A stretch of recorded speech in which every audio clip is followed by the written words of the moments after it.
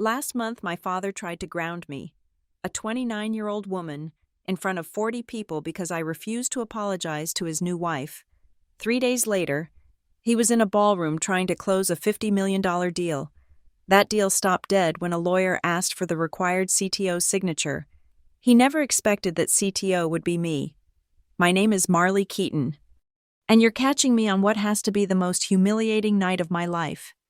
The air in my father's oversized suburban Denver mansion is thick with the smell of expensive catering and cheap ambition. It's his 60th birthday party, and the room is packed with over 40 people, maybe more, all faces I've seen my whole life. They are the heavyweight champions of Colorado construction and real estate, men who build skylines and talk in dollar signs, and the women who tolerate them. And then there's me. I'm standing near the buffet, tucked into an alcove between a towering silver ice sculpture of the Keaton Urban Developments logo and a mountain of shrimp cocktails. I'm nursing a glass of lukewarm Chardonnay, trying to perfect the art of being invisible. You know that feeling, right? When you're technically family, but you feel more like a piece of furniture they forgot to put in storage. I've been mastering that feeling for 3 years, ever since my father, Jonathan Keaton, married Selena. I'm wearing a simple navy blue sheath dress. Selena, naturally, is glittering in something gold and backless that probably cost more than my first car. She's the queen of the evening, and my father is her willing, beaming king. I was doing a pretty good job of blending in. I'd made the rounds, said hello to the people who remembered my mother, and successfully avoided Selena and her son, Kyle. I was just calculating how long I had to stay before I could slip out, drive back to my real life, and pretend this night never happened. That's when I heard it. The sharp, irritating ting, ting, ting of a knife against a crystal champagne flute. The room quieted down. The schmoozing, the backslapping, the networking, it all paused, and there, in the center of the grand living room, stood my father, Jonathan Keaton, founder and CEO of Keaton Urban Developments, a man who commanded boardrooms and bulldozers with the same entitled roar. He had his arm wrapped possessively around Selena's tiny waist. "Friends, colleagues," he boomed, his voice already a little thick from the expensive scotch. "Thank you all for coming. A man turns 60 only once, and you find yourself looking at your legacy." He beamed, and the crowd chuckled appreciatively. He was a man who loved an audience. He loved the spotlight more than he'd ever loved me or my mother. "You look at what you've built," he continued, gesturing around the room. "The buildings, the company, but most of all, you look at your family, my beautiful wife, Selena." He kissed her temple, and she preened, tilting her head just so, like a bird. "My new son, Kyle, who's going to be a titan in the finance world." I saw Kyle in the corner, already half drunk, raising his glass with a smirk. And my father's eyes scanned the room. "My daughter, Marley. Marley, where are you? Come on up here, sweetheart. Don't hide." My stomach dropped. Every hair on my arms stood up. This wasn't part of the plan. I don't do stages. I don't do spotlights, especially not his. "Marley," he called again, his voice losing its warmth and gaining that familiar edge of impatience. A few people near the buffet turned and spotted me. A path cleared. I had no choice. I set my wine glass down on the buffet table, my hand shaking just slightly, and walked toward the center of the room. Every step felt like walking through wet cement. I could feel the eyes on me, the curious, pitying, and vaguely amused stares. I was the quiet one, the IT girl, the leftover daughter from the first marriage. I stopped a few feet from him. "Happy birthday, Dad." He didn't smile. He just looked at me, his eyes hard. Selena, however, stepped forward. She put a delicate, perfectly manicured hand on my arm. Her face was a mask of gentle, grieving concern. It was her best performance, one she'd perfected. "Oh, darling," she whispered, but it was a stage whisper, designed to carry to the first few rows of guests. "I'm so glad you decided to come up. We were worried." "Worried about what?" Selina? I kept my voice low and even. Well, she turned her face into my father's shoulder, as if overcome. Jonathan, dearest, maybe this isn't the time. No, no, it's the perfect time, my father said, his voice loud again. He was playing to the crowd. We're all family here, and families have disagreements, but they fix them. He looked at me. The jovial party host was gone, replaced by the CEO giving an ultimatum. Marley, you owe your stepmother an apology. The silence in the room was absolute. You could have heard a napkin drop. I believe you two had a misunderstanding. Earlier this week, Jonathan said. A misunderstanding. That's what he called it. He called me telling Selina that she couldn't just transfer the ownership of my startup to her son Kyle a misunderstanding. He called my refusal to be bullied talking back. Dad, I said, my voice quiet but shaking with a sudden, cold anger. This is not the time or the place for this. This is your birthday party. It's the exact place for it, he snapped. I will not have division in my house. You were disrespectful to Selina. You will apologize to her, right here, right now. Selina looked up, her eyes glistening with crocodile tears. Oh, Marley, I just want us to be a real family. I just want you to support your brother's new ventures. My ventures? I said, before I could stop myself. He wants my company. It's just a little IT project, Jonathan barked. And Kyle needs it for his portfolio. We are done discussing it. Apologize to Selina. I looked at his face, red with anger and scotch. I looked at Selina, clinging to him, the picture of wounded innocence. And I looked at the 40-plus pairs of eyes watching this family drama unfold like a reality TV show. No, I said. My voice was very clear. The color drained from Selina's face. My father's eyes widened, then narrowed into slits of pure fury. He was not a man who was ever told no, especially not by me. What did you say? He growled. I said no. I have nothing to apologize for. And I'm not discussing my private business in front of your guests. This is inappropriate. Inappropriate? He laughed, a short, ugly sound. You're inappropriate, young lady. You live under my roof. I pay rent, I countered, my voice rising. I pay for 70% of the household bills, actually. That was a mistake. I had broken the facade. The crowd murmured. My father's face went from red to a dangerous, pale white. He had been embarrassed, and there is nothing more dangerous than a narcissist who has been publicly embarrassed. He took a step toward me. He was so full of his own power, so drunk on the authority he thought he had, that he didn't even think.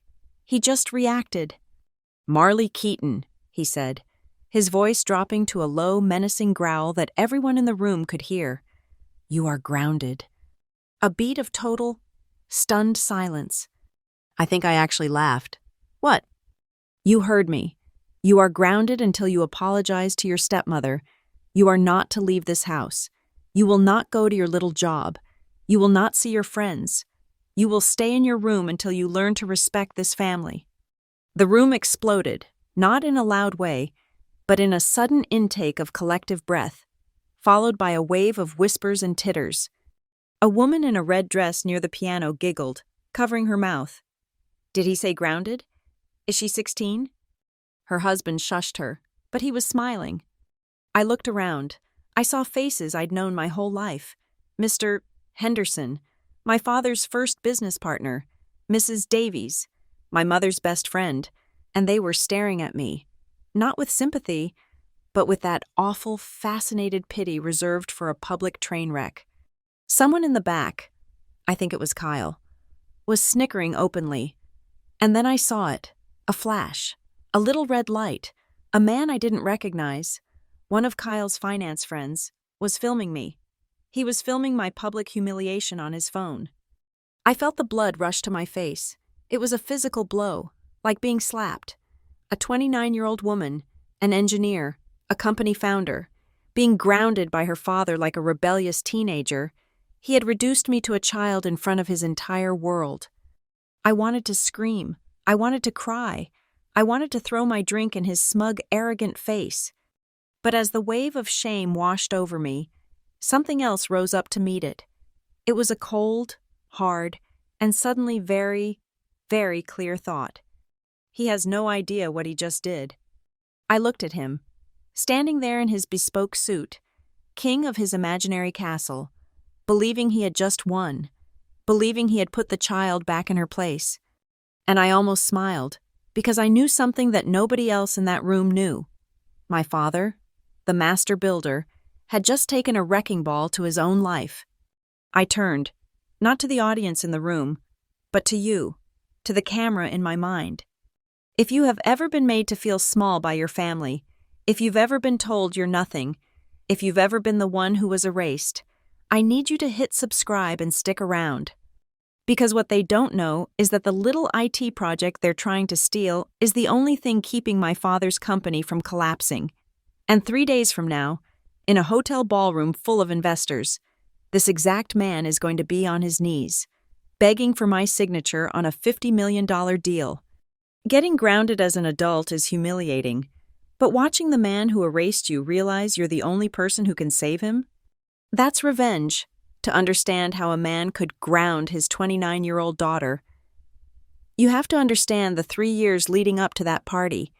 You have to understand the life I was living. My mother died 5 years ago, and my father, Jonathan Keaton, grieved for about 6 months before he married Selena. She was, as they say, a stylish widow. She came as a package deal with her son, Kyle, who was a couple of years younger than me and had all the ambition of a sloth, but none of the charm. Overnight, my father's reconstructed family was complete, and just like that, the house I grew up in, the house my mother had decorated, was no longer my home. I became a high-end lodger, a ghost in the hallways. I had my room, sure, the same room I'd had since I was a kid, though Selena was always dropping hints about how it would make a fabulous yoga studio. But every decision, every meal, every new piece of art revolved around the new center of the universe, Jonathan, Selena, and Kyle. I was the footnote, the awkward third wheel in a family dynamic I never asked for. You're probably wondering why I stayed. Why would any self-respecting woman in her late 20s live in that environment? It's complicated. When Selena first moved in, my father was in a fragile state, and he asked me to stay, to help with the transition, and I did. Then it just stuck. But there was another, more practical reason. I was paying for it. I was paying for my own diminishing existence. Every month, for 3 years, I transferred $9,000 into what Selena gleefully called the Keaton Family Unity Fund. That's $9,000, every single month. It was an amount we'd agreed upon when my father's company was going through a tight spot 2 years ago. The tight spot passed for him, but the payment never stopped for me. I did the math once.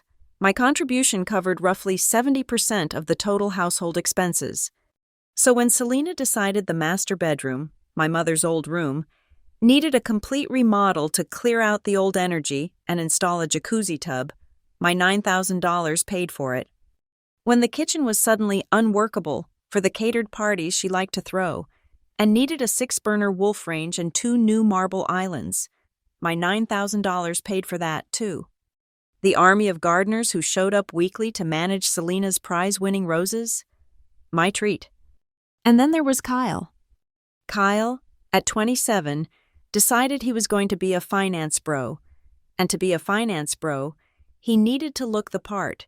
That, apparently, meant a brand new $60,000 Audi A6. He couldn't get the financing. Of course, having never held a job for more than a few months. My father called a family meeting. It's an investment in Kyle's future, Marley, Jonathan had said, in that voice he used when he was closing a deal. It's an investment in the family. We all need to pitch in. So for the first year, those monthly payments were all mine. An investment, right. The worst part wasn't the money. The worst part was the systematic, daily erasure of my value. We'd be at one of Selena's dinner parties. A guest, usually someone who'd known me since I was a kid, would turn to me and ask, "Marley, it's so good to see you. What are you doing these days? Your father says you're working with him." Before I could even answer, my father would laugh, that big, booming laugh, and pat me on the head, literally, pat me on the head. This one? She's a lifesaver. Handles all the little IT stuff at the office, emails, software, keeps the printers from jamming. He'd say it with a wink, as if I were a clever secretary. It's small stuff, but it keeps the wheels turning. Small stuff. I remember last year, Keaton Urban Developments was about to lose the Henderson contract. It was a $3 million deal. The clients were walking because my father's project management system was a joke. It was basically a shared Excel spreadsheet from 1998, and their security was so weak, a high school kid could have hacked it. I locked myself in my office, the real one, not the closet they gave me at my dad's place. I didn't sleep for 48 hours. I rebuilt their entire project management backend from the ground up. I coded a new proprietary security protocol and encrypted their data flow end to end. I saved the deal. I saved his company $3 million. A month later, at the annual Keaton Urban Awards dinner, my father stood on stage. "The Henderson deal was a tough one," he announced, holding his glass high. "But thanks to the brilliant strategic thinking and financial oversight of my son, Kyle, we pulled it off. Let's give him a hand." Kyle, who, just that week, had called me to ask how to make the picture in his email signature not look all fuzzy. He stood up, gave a smug little bow, and accepted the applause. I just sat at my table and ate my cold chicken. Selena was even better at it. She was subtler. If anyone asked about me, she'd put on that soft, concerned face and lower her voice. "Oh, our Marley," she'd sigh, touching the person's arm. "She's just so quiet, always in her room with her computers. She practically doesn't exist, bless her heart." Then she'd brighten instantly, turning to her son. "Completely the opposite of my Kyle. He's such a born leader, isn't he? He just commands a room. He gets that from Jonathan. I think, commands a room, born leader, practically non-existent. You hear those words enough, and you start to believe them. They wanted me to be small, so I became small. They wanted me to be quiet, so I became quiet. But here's the thing I need you to know. Here's the secret they never bothered to figure out. The salary I drew from Keaton Urban Developments for my little IT stuff, that was just for show. It was a fraction of my real income. When I told them I was working on a project on weekends, they'd nod, satisfied. "Good girl," Selena would say. "Stay busy. Keep your mind off things." They probably thought I was playing video games or learning how to knit. I wasn't playing games. I was building an empire. My daily routine was a lie. Every morning at 8 a.m., I'd get in my car and wave goodbye. They assumed I was driving to that tiny windowless IT office in the suburbs, the one tucked behind the bulldozers at the Keaton Urban Construction Yard. But I'd get on the I-25. I'd pass the exit for my father's office. I'd keep driving. I'd drive straight into the heart of the Denver financial district, to one of those shimmering new glass towers that scrapes the sky. I'd pull into the private underground garage, into a reserved parking spot with a small metal sign. A sign that read, M. Keaton, Aurora Nexus Technologies. They never asked. They never wondered why I came home at 10 o'clock at night, smelling like coffee and ozone. They never questioned the encrypted hard drives, or the hushed conference calls I took in the backyard, or the new clothes I kept hidden in the back of my closet. Why would they? They had already decided who I was. I was the quiet one, the helper, the ghost who paid the bills. They told me I was small, and they told me I was invisible, and I let them. I just never dreamed that my invisibility would become the most expensive weapon I owned. The final snap didn't happen at the party. The foundation for that humiliation was laid 3 days earlier, on a Tuesday morning that started like any other. The air in the kitchen was thick with the smell of brewing coffee and Selena's expensive perfume. She was already at the Marble Island, dressed in a white silk robe, tapping away on her phone. My father was, as always, hidden behind the financial section of the Wall Street Journal. I was just trying to grab a mug and get out the door. Oh, Marley, darling, just the person, Selena said, her voice bright and brittle. She didn't look up from her phone. I left something for you by the espresso machine. I glanced over. Next to my favorite mug sat a thick stack of documents, bound in the pristine blue cover of my father's corporate law firm. What's this? I asked, picking it up. It was heavy. Just some family business, she said, finally gracing me with her smile. It was sharp, like a sliver of glass. Kyle is finally putting his investment portfolio together. Such a big step. We just need you to sign a few little transfer papers to get him started. You know, to show family unity. I looked at the cover page. My throat tightened. It didn't say family unity. It said, in cold, bold letters, share transfer agreement. I flipped the page. My heart, which had been thudding dully, gave one sharp, painful kick. It was a dense sea of legal text, but my eyes found the names instantly.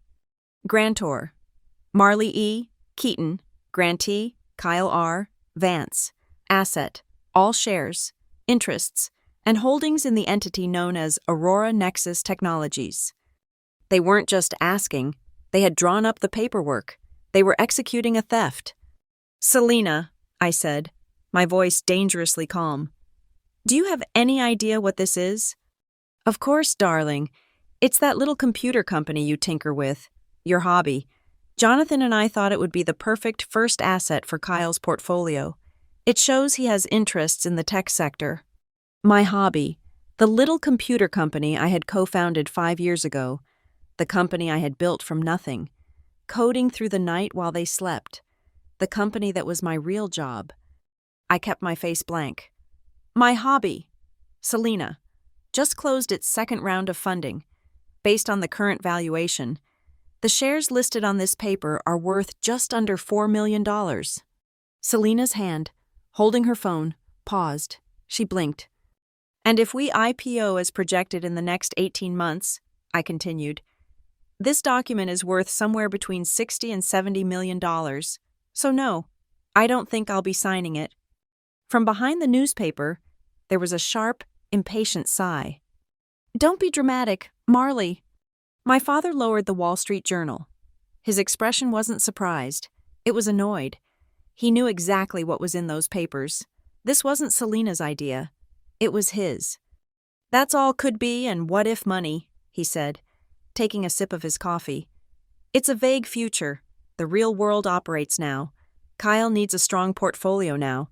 He's applying to several high-level equity funds, and he needs to show significant assets to be taken seriously. It's about perception. So I'm supposed to hand him my company for perception? You're supposed to support your family, Selena chimed in. Having recovered from the shock of the numbers, now she just looked greedy. We are a family, Marley. We don't count pennies with each other. We share our opportunities, after all we've done for you, giving you this lovely roof over your head, a place to live, a support system. This is the very least you can do to show your gratitude. The roof over my head, the one my $9,000 a month paid for, the support system that was actively trying to rob me. Before I could reply, the man of the hour sauntered into the kitchen. Kyle, 27 years old and smelling like he'd bathed in expensive cologne, grabbed a croissant from the counter. Hey, what's the holdup? He mumbled around the pastry. I've got a tea time at 11. Marley is just having a little hesitation about the paperwork, dear, Selena said, pouting. Kyle actually rolled his eyes at me. Marley, come on, it's just paperwork. Look, you sign it. I get the asset on my books. Once I leverage it and make my first big score, I'll cut you in. I'll give you a few % or something. It's family, right? Easy. A few % of my own company. I looked at the three of them, the patriarch, the queen, and the jester. My family. I pushed the stack of documents back across the marble island. I'm not signing this. The atmosphere in the kitchen didn't just get cold. It turned to ice. Selena's practiced smile vanished. Kyle looked genuinely confused, like a dog that had just been told no for the first time in its life. My father's face began to turn a dark, mottled red. "I am not signing this," I repeated, my voice clearer this time, "without having my own lawyer review it." "Lawyer?" The word exploded from my father. He slammed his hand flat on the marble island, and the coffee mugs jumped. "Your lawyer? I am your father, Marley. I am all the legal protection you need. We are not bringing outsiders into this. This is a family matter." "It stopped being a family matter the second you had your corporate attorneys draft a hostile asset transfer," I said, my voice shaking. I picked up my keys. "I will not be bullied." "Bullied?" He stood up, his chair scraping loudly against the stone floor. He was a big man, and he used his height to command rooms. He used it to command me. "I'm not bullying you. I am telling you, you are part of this family, and you will contribute. You're not some special outsider." "I am the only one contributing," I snapped, the years of resentment finally boiling over. "Who do you think pays for this house? For his Audi? For your garden parties? Selena? It's not Kyle's potential. It's my hobby." My father was breathing heavily. He was white with rage. He had lost control. He had been challenged. "That is enough," he growled. He pointed a thick finger at me. "You will be at my birthday party on Saturday, and you will bring those papers, signed, you will sign them, and you will publicly announce that you are gifting them to your brother to support his career. You will fix this, Marley." "And if I don't?" I whispered, though I already knew the answer. "If you don't," he said, his voice dropping to a terrifying, quiet level, "then we will have to seriously reconsider your place in this house. We will have to reconsider your place in this family. Am I clear?" His words hung in the air, sucking all the oxygen out of the room. Reconsider your place. It snapped me back 5 years, to a sterile hospital parking lot. It was raining. My mother had been gone for 2 hours, her hand still warm in my memory. My father had pulled me into an awkward, desperate hug. He'd grabbed my shoulders, his own shaking. "It's just us two now, Em," he'd choked out. "Just you and me against the world. I will always, always be on your side. I promise." That promise, which I had clung to like a life raft, now felt like a chain. He wasn't on my side. He was on the side of the highest bidder, and his new family had apparently outbid me. I looked at his furious face. I looked at Selena, who was watching me with a look of cold triumph. I looked at Kyle, who was just annoyed this was cutting into his golf game. "You're perfectly clear," I said. I picked up the share transfer agreement, I picked up my keys, and I walked out of the kitchen, their stunned silence following me down the hall. That night, I didn't go home. I went to the only place that ever felt like home, the headquarters of Aurora Nexus Technologies. The cleaning crew had already left, so the entire 38th floor was dark, lit only by the server status lights and the sprawling, glittering skyline of Denver outside my floor-to-ceiling windows. I sat at my desk, ran the entire 20-page document through our high-speed scanner, and attached it to a new email. My fingers hovered over the keyboard. To Amelia. Rhodes. It's legal. Com. Subject, urgent review. I typed, Amelia. They tried to get me to sign this morning over coffee. Please advise, M. I paused, then added a single, cold line below it. Document 1. Attempted coerced transfer. I hit send. My phone rang less than 10 minutes later. Amelia Rhodes did not sleep, and she did not mince words. She was the best tech lawyer in Colorado, and she hated bullies. Marley, she said, her voice crisp. No, hello. I'm looking at this. This isn't a contract. It's a mugging. I figured, I said, leaning my head back against my chair. I mean it, she said. The valuation is criminally low. They've listed the asset value at $1 and other considerations, which is a classic, slimy way to hide a non-arm's-length gift and dodge taxes. The vesting clauses are a nightmare. They basically strip you of everything, including any non-related intellectual property you develop in the future. If you signed this, you'd be handing Kyle the keys to your entire career. It's borderline fraudulent. So I don't sign it? You don't even touch it, she commanded. Don't respond. Don't negotiate. You let me handle them. But Marley, that's actually not the only reason I'm glad you called. I sat up. What do you mean? My commercial litigation department is handling the final review for Northbridge Capital Projects. You know, the big downtown expansion deal. My heart stuttered. I've heard of it. It's a big deal. It's a $50 million partnership, Amelia said. And the counterparty, the one Northbridge is partnering with, is Keaton Urban Developments. It's the deal that's supposed to save your father's company from his bad investments. I felt a cold dread creeping up my spine. Okay.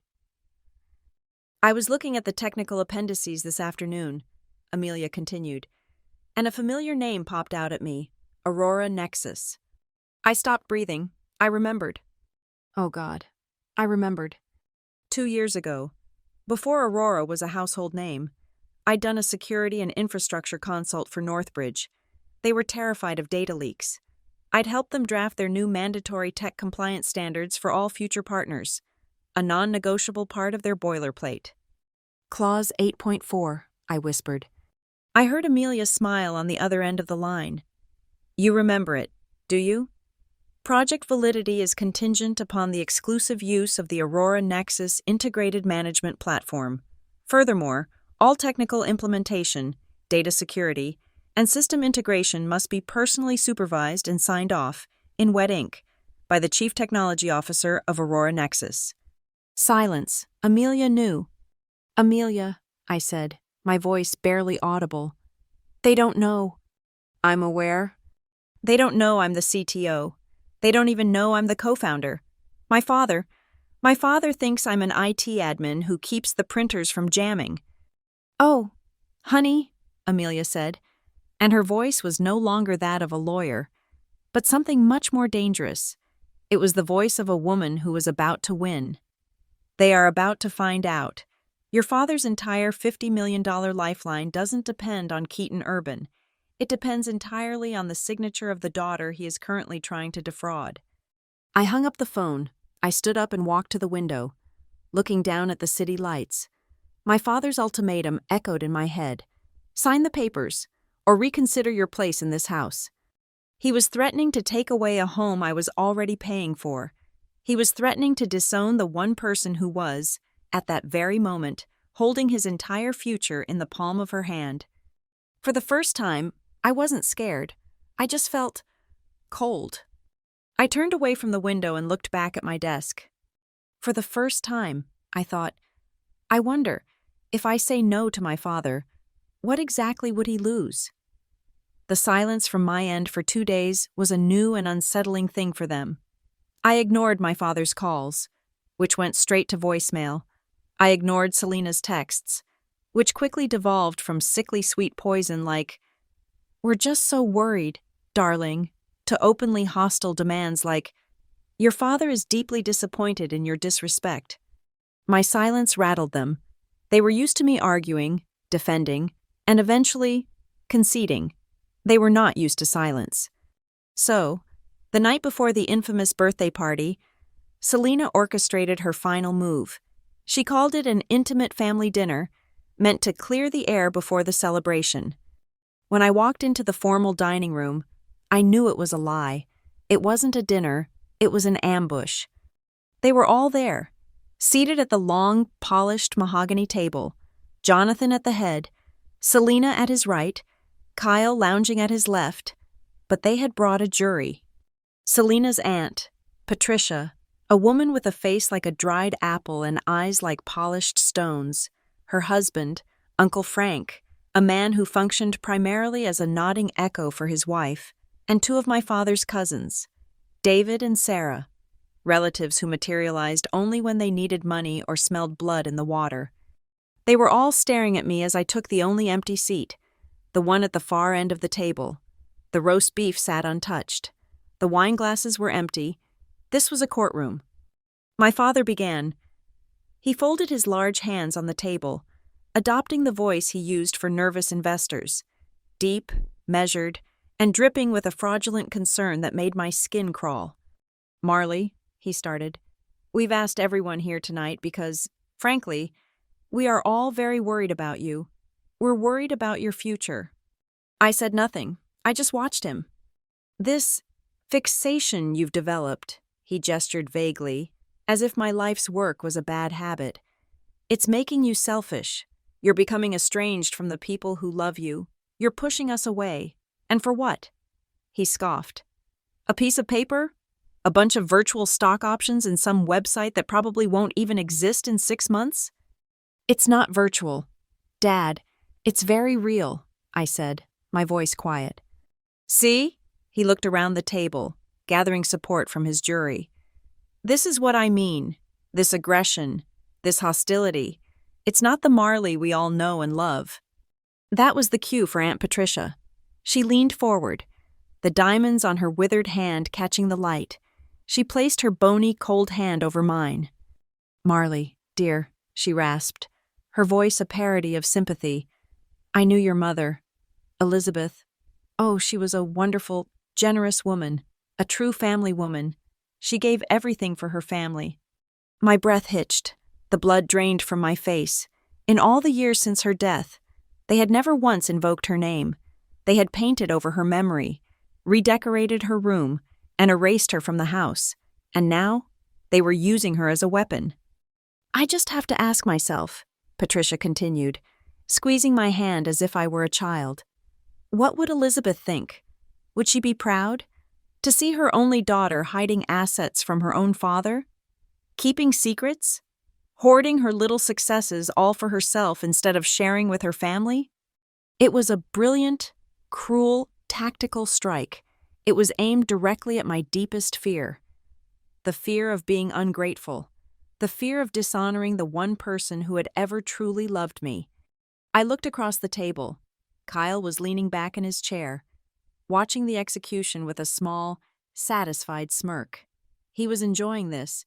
He was watching them gut me so he could take what he wanted. I pulled my hand out from under Patricia's. "This isn't about hiding anything," I said. My voice was shaking, but I was furious. "This is about my work. Do you have any idea how hard I've worked to build Aurora Nexus? I have invested thousands of hours of my life. I have stayed awake for 72 hours straight fixing bugs that would have destroyed us. I built this. It is mine." "Oh, stop it," my father snapped. The mask of concern was gone, replaced by pure, undiluted irritation. "You're doing it again. You are always so dramatic. Thousands of hours. 72 hours. You're making a mountain out of a molehill. It's a tech startup. Marley, 90% of them fail. You're being emotional." "It's not emotion, It is emotion," he roared, slamming his palm flat on the table. The water glasses shivered. "And you are going to get a grip on it. Now." He stood up. He began to pace behind his chair. The picture of a patriarch pushed to his limit. This was his closing argument. "Here is what is going to happen," he said, pointing a thick finger at me. "Tomorrow night is my 60th birthday. It is a very important night for me. It is a very important night for the future of this family and this company." He leaned down, his face inches from mine. "You will come to that party. You will bring the signed transfer agreement, and during my speech, I am going to invite you and Kyle up to the stage. You are going to smile. You are going to hug your brother, and you are going to publicly announce that you are gifting him your shares in that little company to show your love and support." He paused, letting the sheer, calculated humiliation of the demand sink in. "If you do not," he continued, his voice dropping to a low, menacing growl, "if you choose to be selfish, then as of Sunday morning, you will be cut from my will, and furthermore, we will have to seriously reconsider this living arrangement. We will have to reconsider your place in this house." He was threatening to make me homeless, from the house I was paying for. As if on cue, Selena rose gracefully and walked over, placing a gentle hand on Jonathan's arm.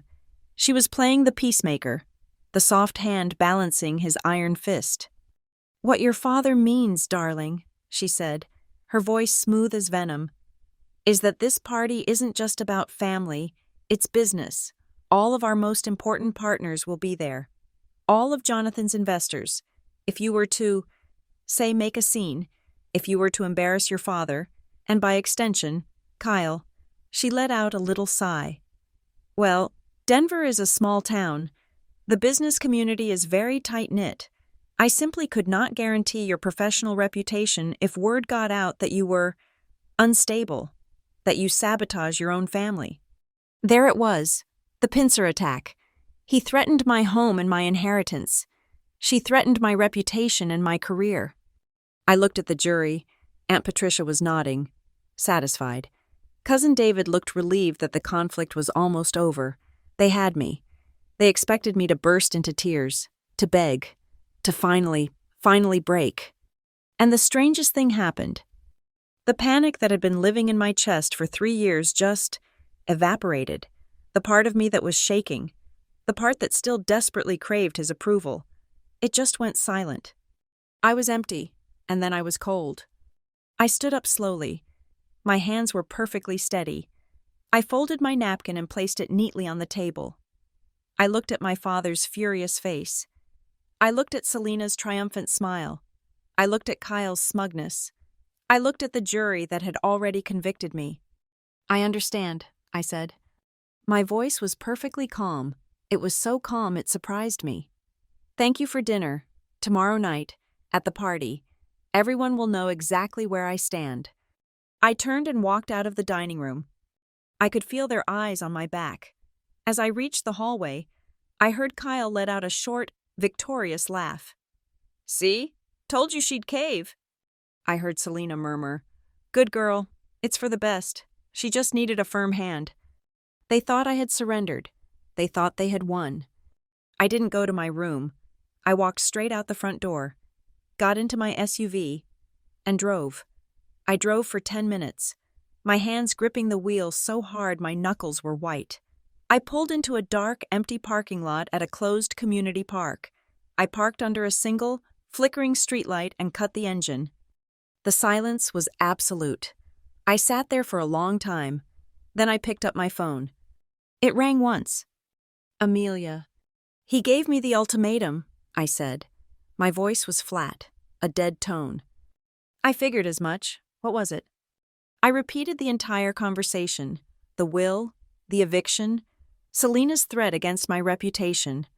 Marley, Amelia said, and her voice was no longer just a lawyer's. It was sharp, cold, and angry. This has officially escalated from family dysfunction to attempted extortion. From this second forward, you do not speak to them, not one word. You will record every conversation. You will save every email, every text. We are building a file. If she threatens your reputation, that is tortious interference with business, and I will end her. I have to go to the party tomorrow, I said. Good, you'll go, but you won't be their victim. You'll be our witness. Amelia, I asked, my voice barely a whisper. The Northbridge contract. Are you absolutely 100% sure? I am staring at the signature page right now, she said. The $50 million wire transfer is contingent on Northbridge verification of Clause 8.4. That clause is contingent on the exclusive use of the Aurora Nexus platform, and the platform's implementation is contingent on the signature of its Chief Technology Officer. Your name, Marley Elise Keaton, is right here in Appendix C, Section 2. Without you, there is no deal. Your father just threatened to disown the one person holding his entire company in her hands. He has no idea, I whispered, looking out at the dark park. No, Amelia said, a grim satisfaction in her voice. And you are not going to tell him. Let him have his party. I drove back to the house. I could hear them from the foyer. The trial was over. The verdict delivered. And now the executioners were celebrating. I heard the festive pop of a champagne cork. I heard Kyle laughing loudly, probably talking about his future as a finance king. I heard my father's booming voice, accepting congratulations from Aunt Patricia on handling his difficult daughter. They didn't hear me come in. The ghost was back in the hallways. I went up to my room and closed the door. Locking it behind me, I didn't turn on the light. I just stood in the dark. Then, I began to work. I pulled 3 black hard-shell suitcases from the deep recess of my closet. I moved with a quiet, cold efficiency. I didn't pack many clothes. I packed my life. My personal documents, passport, birth certificate, social security card, my encrypted hard drives, my backup server blades, the framed photograph of my mother, the one where she's laughing at the lake, the one I kept hidden in a drawer, my degree, my Aurora Nexus Incorporation papers, every piece of leverage, every piece of my true identity. I carried the suitcases, one by one, down the back stairs and out to the garage. I placed them neatly in the trunk of my SUV, hidden under a blanket. I went back upstairs. The room was almost empty now. It was just a room. It wasn't mine. I sat at my desk. I pulled out a single, thick sheet of my personal stationery. I found a pen. I wrote 5 words. I respect your decision, Dad. Then I added 3 more. This is mine. I took my house key off its ring. The cold metal felt heavy. I placed the key on top of the note. But I didn't leave it on the desk. Not yet. The performance wasn't over. I slid the note and the key into my wallet. I walked to the top of the main staircase and looked down. The scene below was bright and celebratory. Jonathan was raising a glass. Selena was at his side, her head resting lovingly on his shoulder. Kyle was sprawled on the sofa, looking at his phone, probably at pictures of his new car. They were a perfect, happy family, laughing and drinking, finalizing the details of my surrender. They looked like they were rehearsing for a play. I smiled in the darkness. Tomorrow, I thought, the stage will be much bigger, and you've already given me the starring role. The house was a monument to my father's ego, and tonight, it was dressed for war. It was his 60th birthday, and the spectacle was breathtaking. Thousands of tiny fairy lights were strung through the massive pine trees, making the grounds look like a captured galaxy. 2 fully stocked bars were operating on the back terrace, manned by bartenders in black vests. The catering was ridiculous. We're talking oyster bars, carving stations, and towers of champagne flutes. And I knew exactly how much it all cost, because the entire bill had been forwarded to my personal accountant. It was all paid for by the Keaton Family Unity Fund, the little slush fund I was forced to fill with $9,000 every single month. The guest list was a who's who of Denver's construction and finance elite: architects, bankers, city council members, and private equity vultures. These were the people Jonathan Keaton wanted to impress. This wasn't a party, it was a coronation. The night he hoped to finally transition from a mere contractor to a bona fide tycoon. Selena was in her element. She glided through the crowd in a backless, sequined gold dress, her laughter bright and tinkling, her hand possessively on my father's arm. She was the perfect hostess, the queen of the manor. As I slipped in through the side door, trying to remain invisible, I overheard her talking to Mr. and Mrs. Vanderschmidt, a major investment couple. "Oh, Jonathan is just on fire," she gushed, loud enough for everyone nearby to hear. "With the $50 million Northbridge deal about to close, it's just a new era for us. And Kyle, of course, is going to be taking a major role on the financial side. He has such a brilliant mind for it." Kyle, at that very moment, was doing shots with his finance bro friends by the oyster bar, already loud and red in the face. A brilliant mind. Right. I didn't come in a party dress. I wore a charcoal gray suit, sharply tailored, with a simple black silk shell underneath. Armor. I felt the need for armor. Selena spotted me near the staircase. Her perfect smile tightened just a fraction of a second. She glided over, the scent of her perfume arriving before she did. "Marley, darling," she said, her voice a low purr. She looked me up and down. "So, serious. It's a party, not a boardroom. Dear, you should have worn something softer, more feminine." "Happy birthday, Selena," I said, my voice flat. "You look lovely." "I do." "Don't I?" she beamed, then turned away to greet a city councilman. I slipped my hand into the pocket of my suit jacket. My thumb found the side of my phone. Click the button twice, and then press the small red circle on the screen. The voice memo app was now active. The microphone was live. I managed to avoid them for almost an hour, sticking to the perimeter, nursing a club soda, and pretending to be fascinated by my father's collection of architectural models. Then, the inevitable ting, ting, ting of a knife against a crystal glass. The room quieted. My father stood in the center of the grand living room, his arm around Selina. He was flushed with scotch and adoration. "Friends, family," he boomed. "Thank you. 60 years. I can hardly believe it." Polite applause. "A man looks back at his life," he continued, "at his legacy, and I'm proud of the skyline I've helped build. But tonight, I want to talk about the future." He pulled Kyle, who was swaying slightly, into a one-armed hug. "I want to introduce the future of Keaton Urban Developments. My son, Kyle."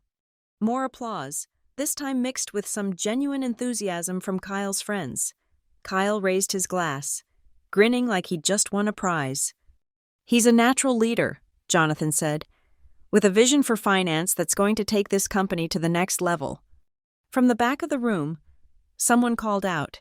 It was Bill Henderson, my father's first partner, a man who'd known me since I was born. "What about Marley? John? She's working for you too, isn't she?" The spotlight, which I had been desperately avoiding, suddenly felt like it was pointed straight at me.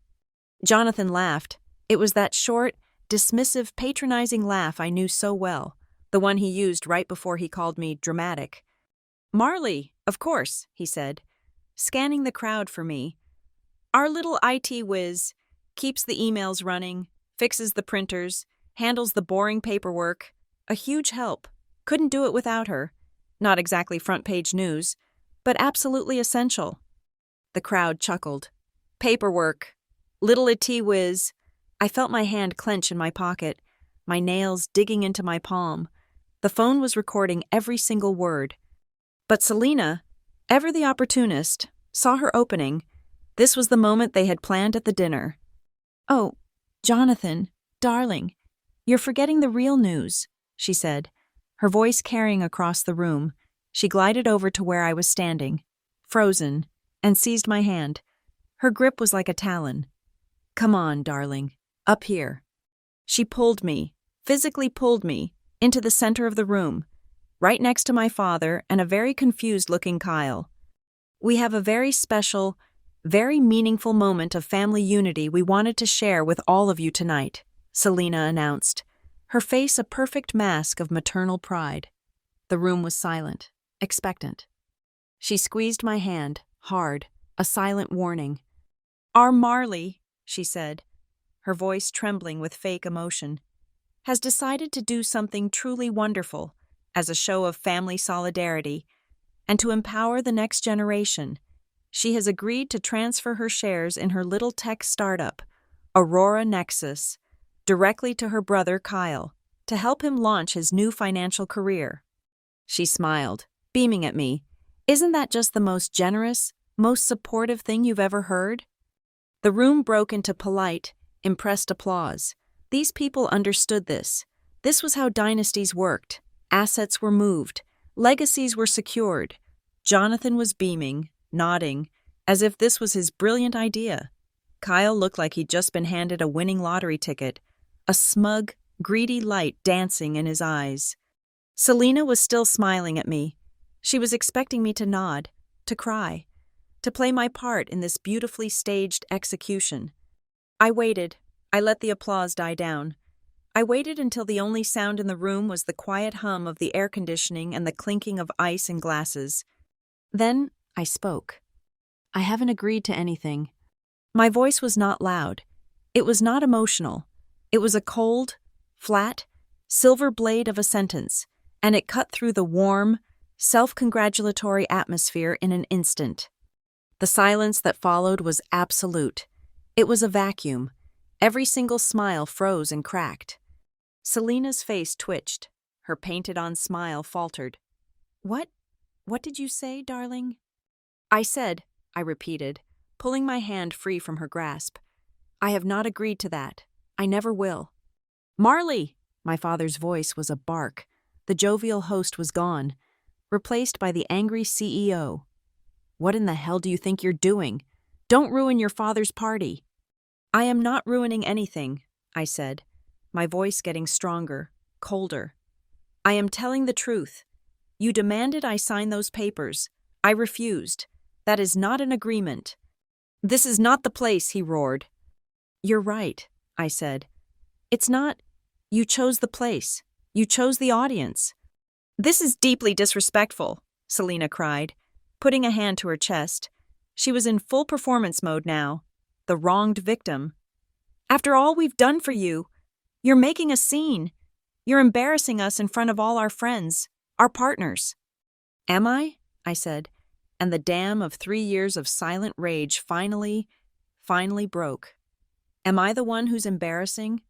Or is it the father who dismisses his daughter's work as paperwork in front of investors? I turned, just slightly, to the stunned, silent crowd. You want to talk about family unity, Dad? Let's talk about the $9,000 a month I pay to live in my own childhood home. Let's talk about the catering and the bartenders tonight, all paid for by me. Let's talk about the $3 million Henderson contract I saved last year, the one Kyle got the public bonus for. A gasp rippled through the guests. These people weren't stupid. They were investors. They understood numbers. And they were all looking at my father, not with admiration, but with a sudden, dawning confusion. Jonathan was trapped. He was cornered, humiliated in front of the very people he needed to impress. He was exposed, and like any cornered animal, he lashed out with the only weapon he had left. He reverted to the ultimate authority, the one he thought he would always have over me. He pointed a trembling finger at me, his face a mask of purple rage. Marley Keaton, he roared, his voice cracking with a fury so profound it shook the room. That is enough. From this moment on, you are grounded. Silence. Absolute, stunned, deafening silence. And then I heard it. A laugh. It was a high-pitched, nervous titter from a woman in a red dress by the piano. She clapped a hand over her mouth, but it was too late. A man whispered loudly to his friend. Did he say grounded? Did he just ground a 30-year-old? No, I was 29. But the point stood. And then I saw them. The little red lights. The phones. 2, then 3, then 4. People were filming this. They were filming the spectacle. A grown woman being grounded by her father at his 60th birthday party. My humiliation was about to be data. You will go to your room, my father continued, his voice shaking. He knew he'd gone too far, but he couldn't stop. He had to win. You will not leave this house. You will not go to your job. You will not do anything until you learn some goddamned respect and apologize to this family. He stepped closer, his face inches from mine, his voice dropping to a low, vicious growl. And if you don't apologize and sign those papers by tomorrow morning, then as God is my witness, you are no longer my daughter. I will announce it to everyone. You will be cut off, completely. Do you understand me? Selena nodded beside him, dabbing at her perfectly dry eyes with a cocktail napkin. Her face was a perfect portrait of a grieving, wronged mother. Her eyes, however, her eyes were bright. She had won. This was it. My total annihilation. I looked at his furious, distorted face, a face I once loved, a face I once trusted. I looked around the room, at the sea of pity, amusement, and morbid curiosity. I saw the phone still recording, and I smiled. It was a small, tiny smile, a smile just for me. Because I knew something he didn't. I knew about Clause 8.4.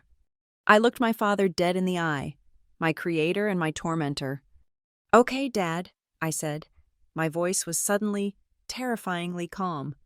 If you say I'm grounded, I'll go to my room. I turned my back on him. I turned my back on Selena's triumphant smirk, on Kyle's confused grin, on the 40 staring guests and the dozen recording phones. I walked calmly out of the center of the living room, across the marble floor, and toward the grand staircase. The wave of shocked, excited whispers that erupted behind me was deafening. I didn't look back. I just walked up the stairs. I climbed the stairs, each step heavy and deliberate, the wave of whispers and shocked laughter echoing from the living room below. I reached the landing, the long hallway stretching out before me. To the left was my bedroom, my prison. To the right was the back staircase, the one that led down to the mudroom and the garage. I turned right. My grounding lasted approximately 30 seconds. As I walked down the dark back hallway, I could still hear my father's voice, booming from the party. He had recovered his composure and was now holding court.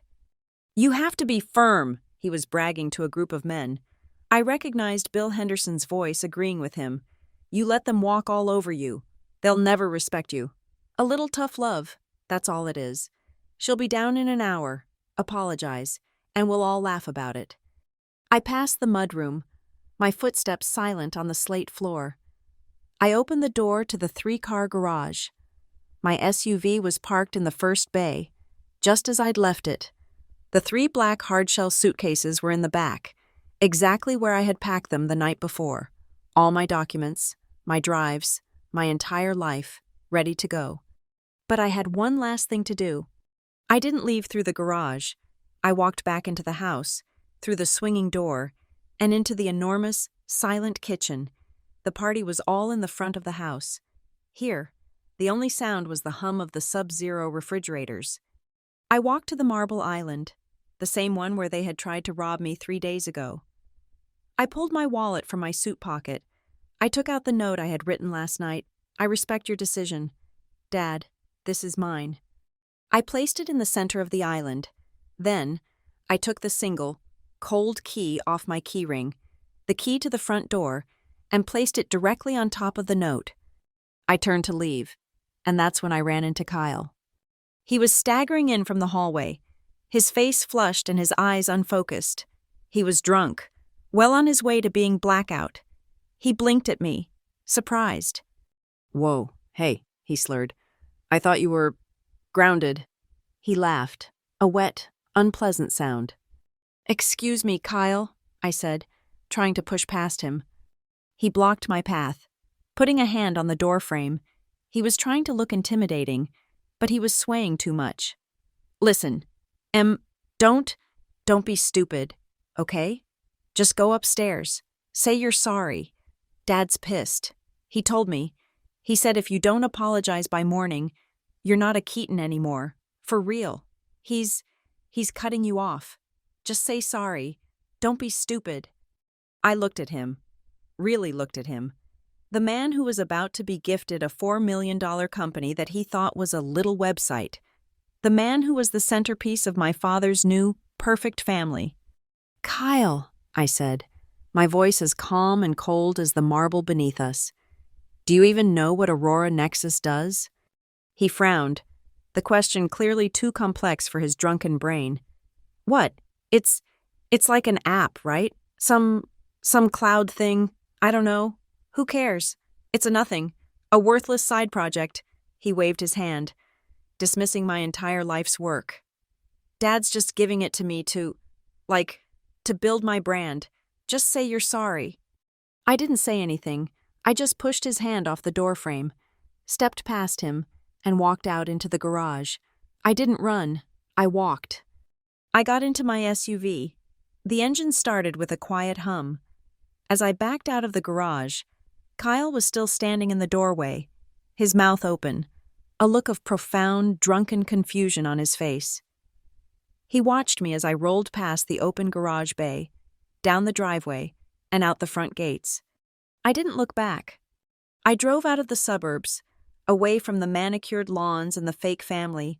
I drove downtown, toward the lights, toward the skyline. I pulled into my other garage, the private, underground one. I took the elevator up, not to my office, but 3 floors higher, to the residential penthouses. I walked into a 2-bedroom apartment I'd bought 2 years ago with my first major bonus from Aurora. It was all glass and steel and concrete, with a 20-foot-high view of the entire city. No one in my family knew it existed. My father had never once asked where my real money was going. I slept for 3 hours. The next morning, I woke up to the sun streaming in over the mountains and my phone vibrating itself off the nightstand. It was an apocalypse of notifications. 22 missed calls from my father, 12 from Selena. The text messages told the real story. They were a perfect timeline of his dawning horror. 7:01 a.m. Where are you? Your grounding is not a negotiation. Get back here now. 7:32 a.m. I see your note. This is a childish, dramatic stunt. Marley, you have 1 hour to come to my office and beg for my forgiveness, or I'm calling my lawyers. 8:01 a.m. Selena is in tears. You have ruined this family. You are a selfish, ungrateful child. 8:30 a.m. Are you insane? I'm calling your office. The little one at the yard. 8:45 a.m. They said you haven't been there in a year. Where are you? And then, the pivot. The one I was waiting for. 9:03 a.m. Your lawyer just called me. Amelia Rhodes? What the hell did you do? Marley? What did you tell her? 9:05 a.m. Marley, pick up the phone. This isn't funny. She's talking about Northbridge.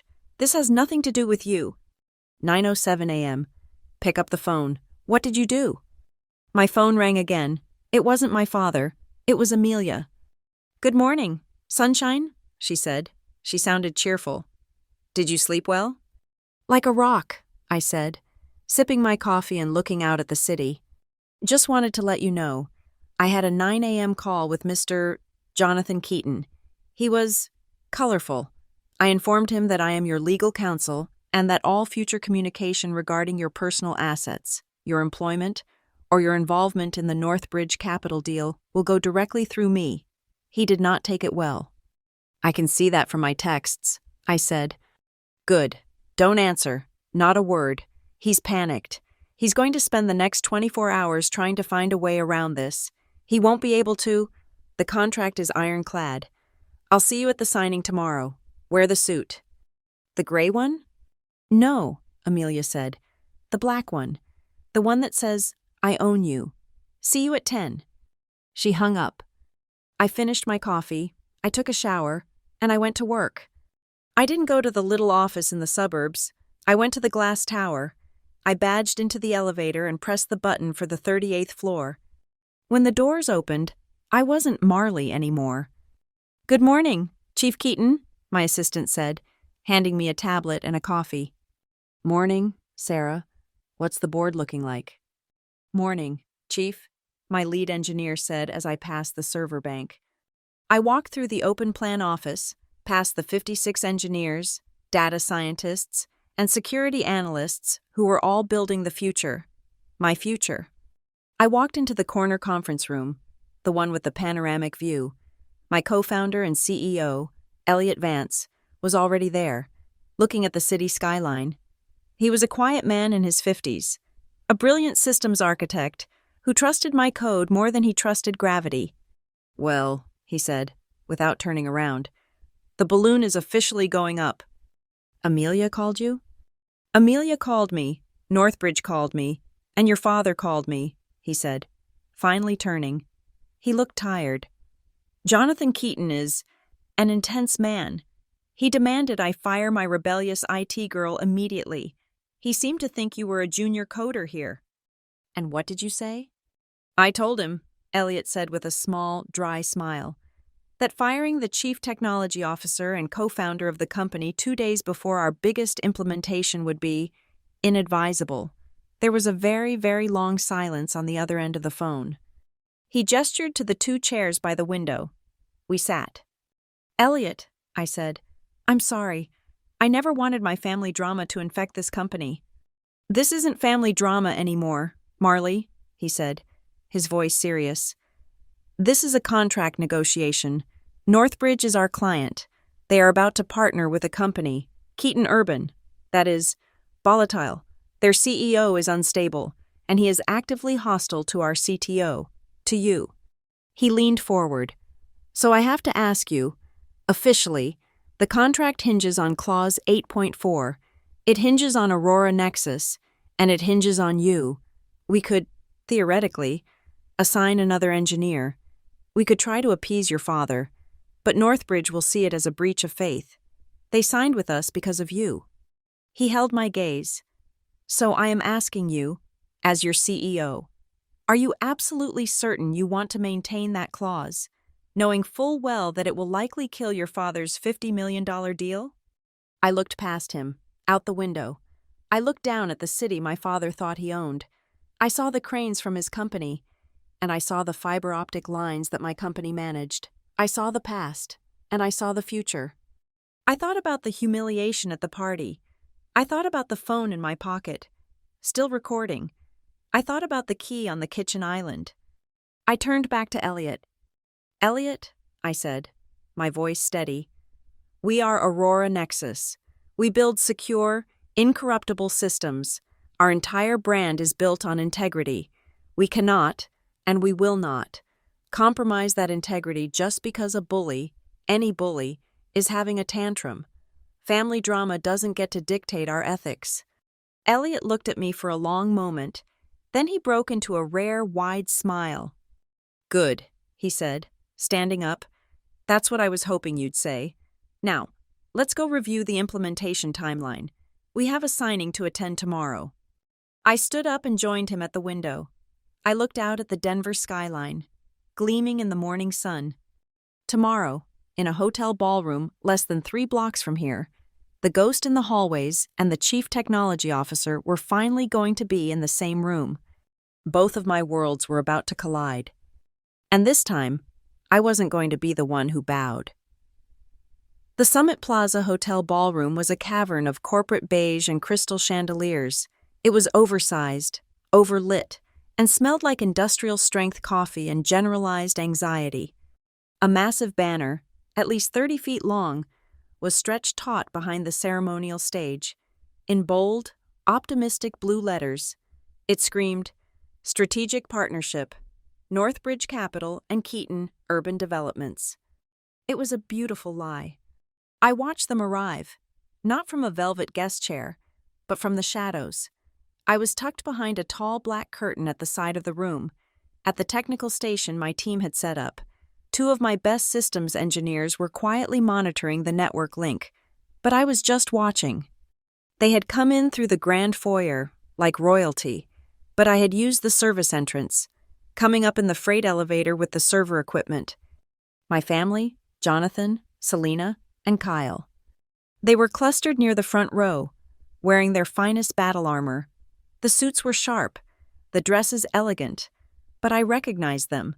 They were the same outfits from the Denver Opera Gala 2 months prior. The new money shine was wearing off.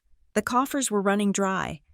My father was in full, desperate performance mode. He moved through the crowd, shaking hands, clapping men on the back, his voice booming with a confidence he couldn't possibly feel. "A new era for Denver," I heard him proclaim to a reporter from the Business Journal, who was dutifully taking notes. "This is just the beginning." Selena was welded to his arm, a glittering, skeletal queen. Her smile was bright, brittle, and terrifying. Her eyes weren't on her husband. They were scanning the room, calculating the net worth of every guest, searching for her next foothold. And Kyle, he just looked hungover.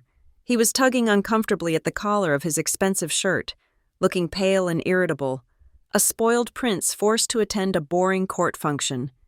They were projecting power, but they reeked of desperation. This $50 million deal wasn't a milestone, it was a lifeboat, and they were taking on water fast. At exactly 10 a.m., the main doors opened, and the Northbridge team arrived. It wasn't an entrance, it was a deployment.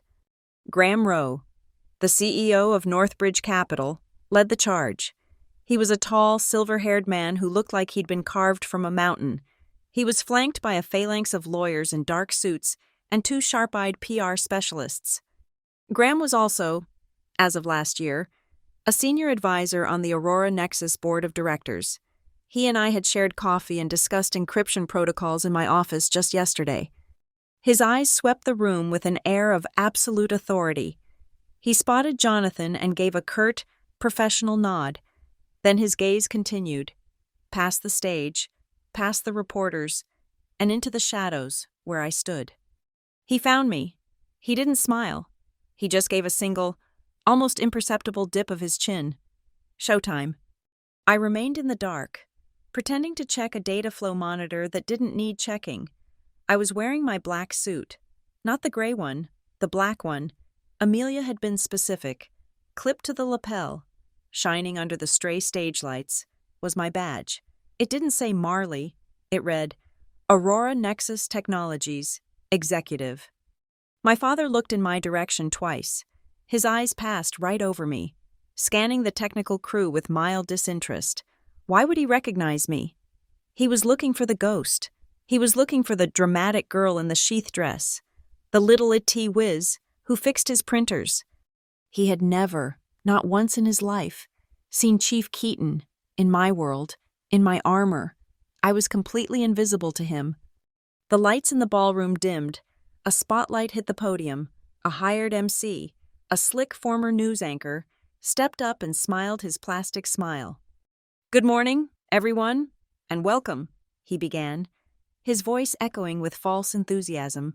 He launched into a polished 5-minute speech about innovation, synergy, and the bright future of urban development in Colorado. He praised the legacy and vision of Keaton Urban Developments. He praised the financial power and stability of Northbridge Capital.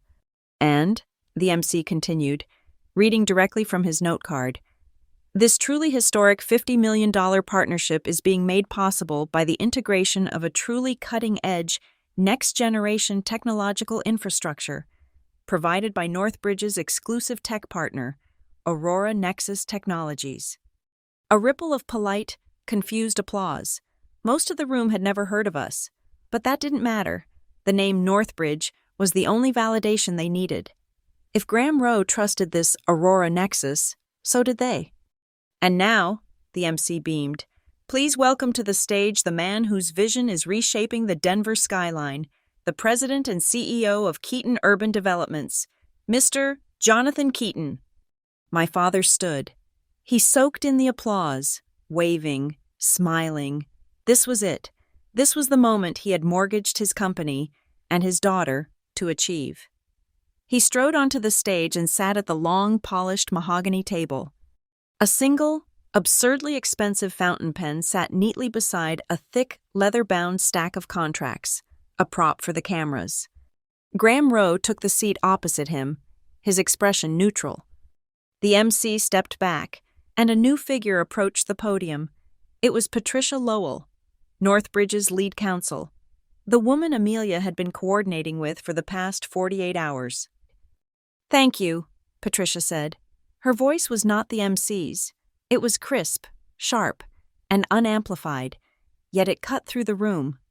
Before the ceremonial signing, Northbridge Legal must confirm for the record that all contractual preconditions have been met. My father nodded along, smiling, visibly impatient. He picked up the prop pen, weighing it in his hand. Ready. He was already practicing his signature. Patricia looked down at her binder.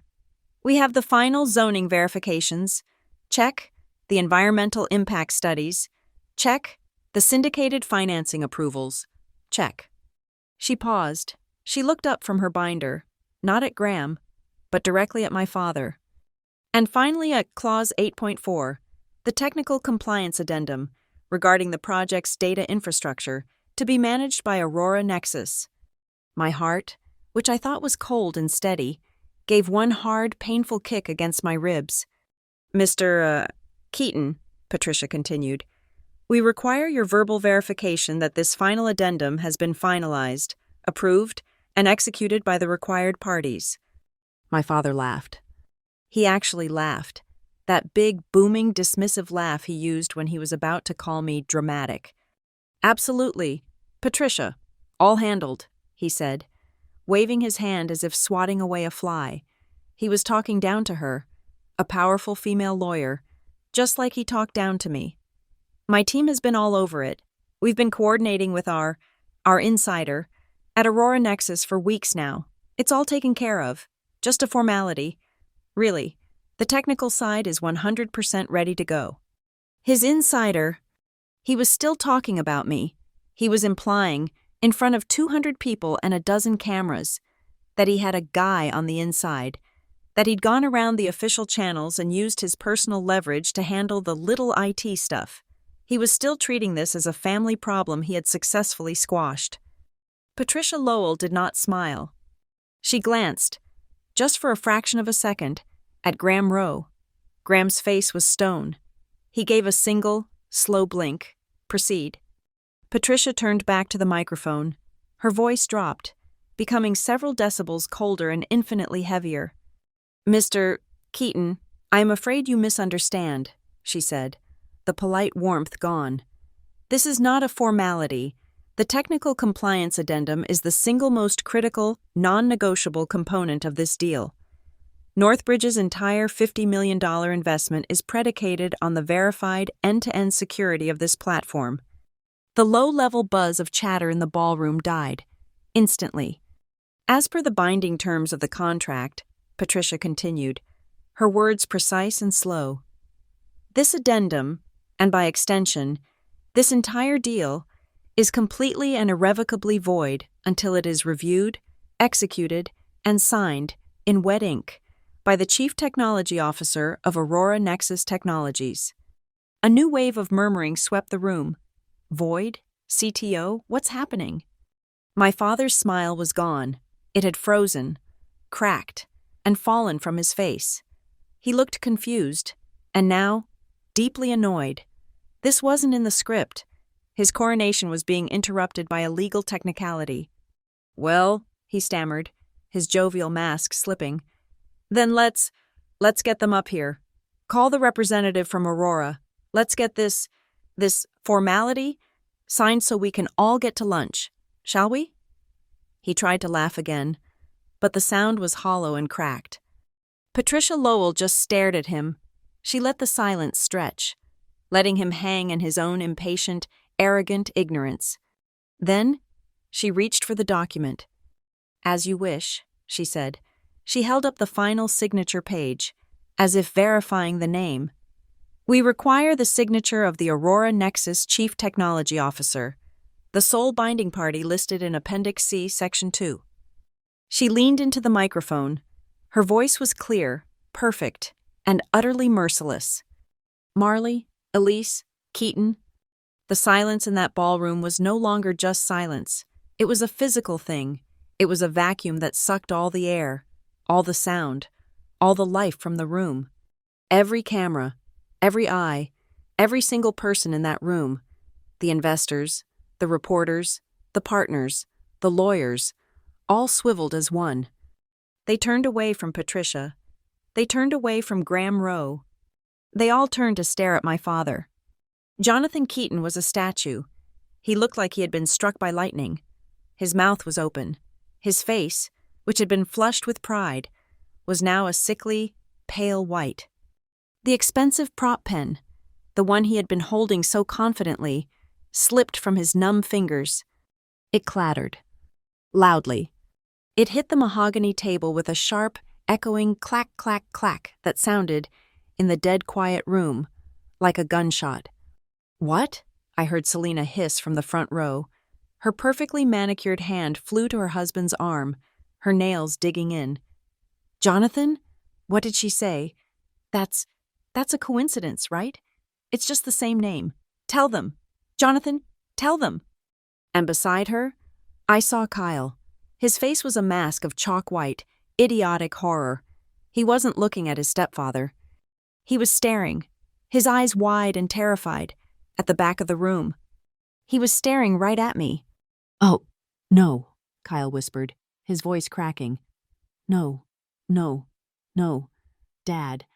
I think that's our Marley." The side door, the one by the technical station, clicked open. In the crushing, absolute silence of the ballroom, it sounded like a cannon shot. Every head snapped, every camera, every journalist, every investor, every terrified member of my family turned as one. I stepped out of the shadows. I was wearing the black suit, the one that meant war. The light from the stage caught the silver lettering on my badge, the one that did not say Marley, the one that read, Aurora Nexus, Executive. I didn't look at my father. Not yet. My heels were silent on the thick hotel carpet as I walked the long path from the side of the room to the stage. I felt like I was walking through water. I could feel the hundreds of eyes on me, could feel the dawning, horrified comprehension radiating in waves from the front row. I walked past the stunned, silent reporters. I walked past the frozen MC. I walked right up the steps and onto the stage. I ignored my family. My first duty was to my partner. I walked directly to Graham Rowe, the CEO of Northbridge, who had stood up the second he saw me. He didn't look surprised. He looked relieved. He extended his hand, his expression warm and respectful, for the entire room to see. "Marley," he said, his voice carrying in the quiet room. "Glad you could make it." "Graham," I replied, shaking his hand firmly. "Couldn't miss it." I then turned to Patricia Lowell, the lawyer. She gave me a sharp, appreciative nod. "Ms. Keaton, good timing." "Ms. Lowell." It was professional. It was clean. It was exactly how I conducted every multi-million-dollar deal I had ever been a part of. This was my world. This was my stage. And my family was just the audience. Only then, after my credentials had been established by the most powerful man in the room, did I turn my gaze to the man sitting paralyzed at the table. Jonathan Keaton, my father. He was staring at me, not like a father looking at his daughter, not even like a CEO looking at an employee. He was looking at me like a man seeing a ghost, a fever dream. He was trying, and failing, to reconcile the girl he grounded with the executive being greeted by name by Graham Rowe. The suit, the confidence, the context. It was all wrong. It was a language he didn't speak. "Marley," he whispered. His lips moved, but the sound was stillborn, stolen by the silent, judging air. "You—" I didn't answer him. I stepped past him, to the central podium. I leaned in and adjusted the microphone. The small thump of my fingers touching it echoed through the speakers like a gavel. "Good morning, everyone," I said. My voice was not the voice of the girl who had been humiliated at the party. It was not shaking. It was not quiet. It was the voice of Chief Keaton, calm, clear, amplified, and in absolute control. My apologies for the slight delay. I turned, intentionally, to Graham, forcing the entire audience to follow my gaze, to understand our connection.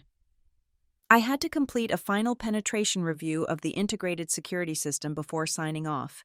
We found a small vulnerability in the third-party data link to the structural engineers, but it's been patched and firewalled as of 10 minutes ago. I gave him a small, professional smile. "You understand, Graham, can't be too careful with a $50 million asset." Graham nodded, playing his part to perfection. "Of course, Ms. Keaton, security above all. We would expect nothing less." The entire room heard it. The entire room understood. This wasn't a family squabble.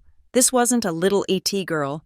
This was a high-level executive discussing a last-minute security crisis with the CEO. The narrative my father had built his entire life, that I was a minor, dramatic supporting character, had just been obliterated in 30 seconds. Patricia Lowell stepped forward again, her face a perfect mask of legal neutrality.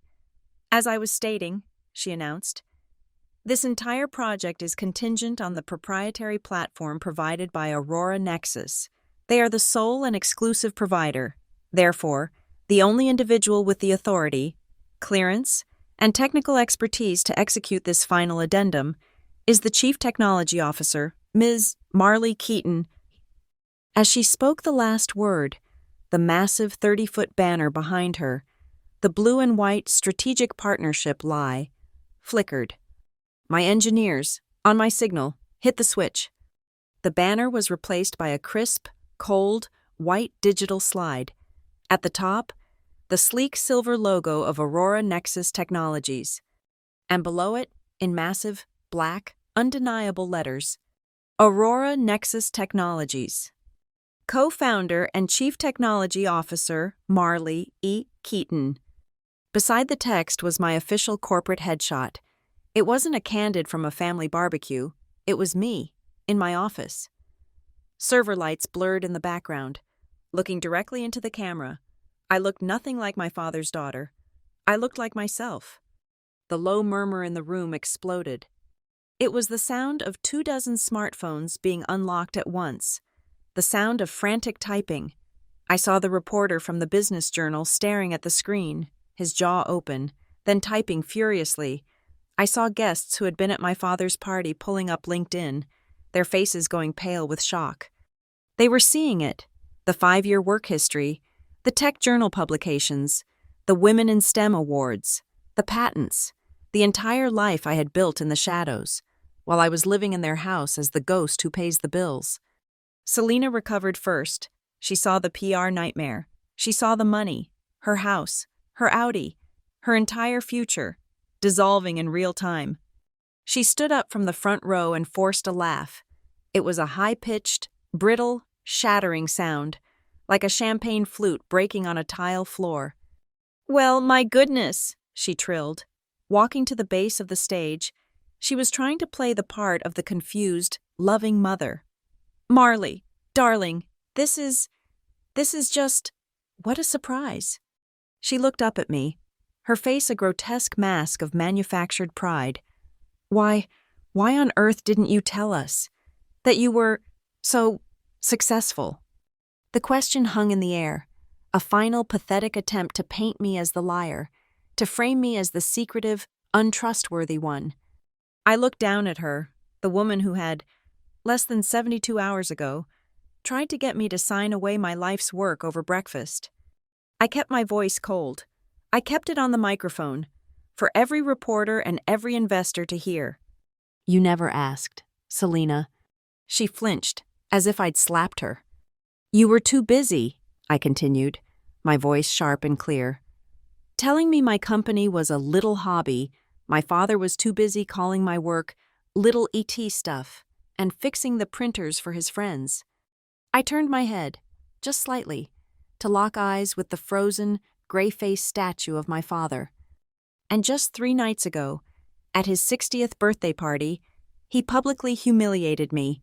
He grounded me, a 29-year-old woman, in front of half the people in this room, because I refused to sign a fraudulent document gifting my entire company to Kyle. The ballroom didn't just get quiet, it died. I saw Bill Henderson, my father's old partner, who had been at the party. He turned to the banker next to him, his face ashen. He whispered, "It's true. I was there.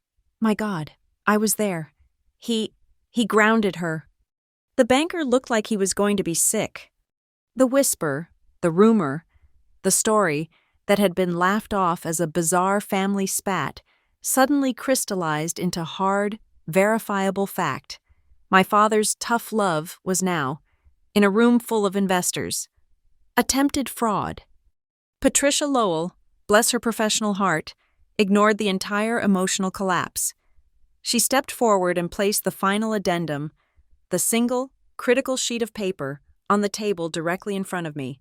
She placed a simple, black ballpoint pen beside it.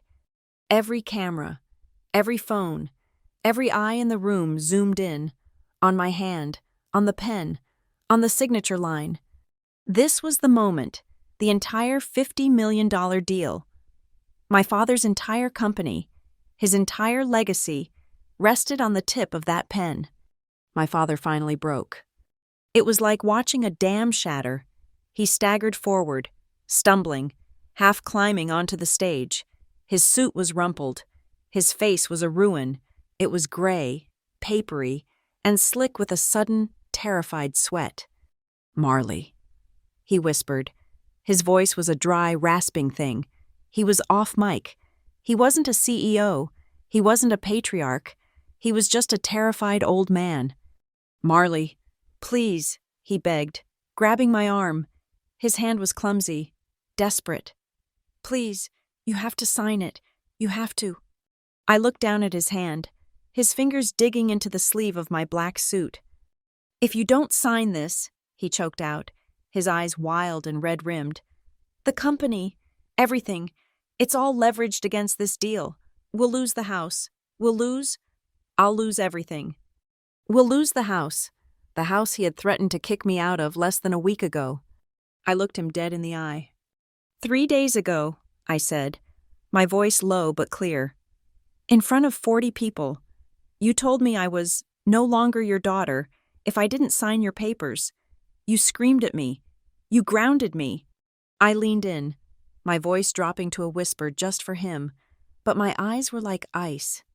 Today, in front of 200 people and a dozen cameras, you need me to be your daughter again, just long enough to save you?